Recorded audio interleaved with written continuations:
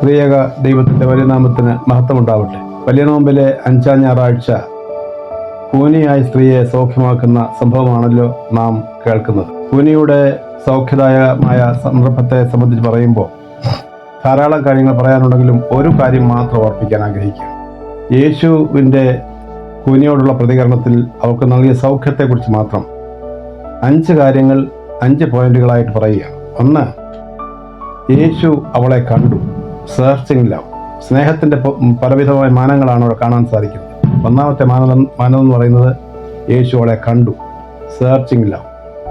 യേശു തമ്പുരാൻ ബലഹീനതയും കുറവുള്ളവരെ എല്ലാവരെയും തൻ്റെ സ്നേഹവായ്പിലേക്ക് അടുപ്പിക്കുന്നു, അവർക്ക് സൗഖ്യം നൽകുന്നു. ആ ദൈവിക സ്നേഹത്തിൻ്റെ നല്ലൊരു ബഹിർസ്ഫുരണമാണ് ഇവിടെ കാണാൻ സാധിക്കുന്നത്. 2ാമത് അവളെ അടുക്ക വിളിച്ചു. കെയറിങ് ലവ് ആണ്, കരുതുന്ന സ്നേഹം. അടുക്ക വിളിച്ച് സ്വാതന്ത്ര്യപ്പെടുത്തുകയാണ്. യേശു തമ്പുരാൻ എവിടെയും ബലഹീനരെ, രോഗികളെ എല്ലാവരെയും അവരുമായി ഐഡൻറ്റിഫൈ ചെയ്ത് അവരുടെ രോഗങ്ങളെയും പ്രയാസങ്ങളെയും മാറ്റിക്കൊടുക്കുവാൻ തക്കവണ്ണം എപ്പോഴും പ്രവർത്തിക്കുന്നതായി നമുക്ക് കാണാൻ സാധിക്കും. 3ാമതായിട്ട് കർത്താവ് പറയുന്നു, നിന്റെ രോഗബന്ധനം അഴിഞ്ഞിരിക്കുന്നു. ക്യൂറിങ് ലവ്, സൗഖ്യമാക്കുന്ന സ്നേഹം. യേശു ക്രിസ്തുവിൻ്റെ സ്നേഹം എപ്പോഴും സൗഖ്യദായകമാണ്. താൻ എവിടെ പോയാലും രോഗികളെ സൗഖ്യമാക്കാൻ നമുക്ക് സുവിശേഷം വായിച്ചറിയാൻ സാധിക്കുന്ന സംഗതിയാണ്. നമ്മുടെ പാപരോഗങ്ങളും ആത്മീയ രോഗങ്ങളും എല്ലാം കഴുകിക്കളയുവാൻ തക്കവണ്ണം ശക്തനായവൻ അവൻ മാത്രമാണ്. അവനിൽ നമുക്ക് ആശ്രയിക്കാൻ സാധിക്കും.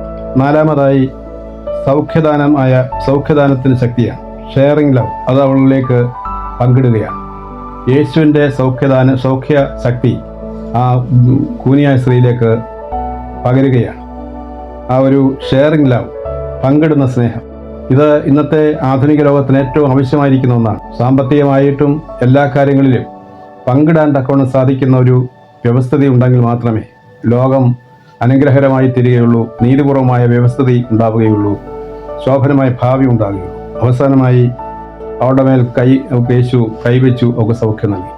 കൈവച്ചു എന്നുള്ളത് ഐഡൻറ്റിഫൈങ് ലവ് ആണ്, താതാത്മ്യപ്പെടുന്നതിൻ്റെ സൂചനയാണ്. കൂനിയായ സ്ത്രീയുമായിട്ട് താതാത്മ്യപ്പെടും, അവളുടെ രോഗവുമായിട്ട് താതാത്മ്യപ്പെട്ടിട്ട് അവൾക്ക് സൗഖ്യം നൽകുകയാണ്. Identifying love.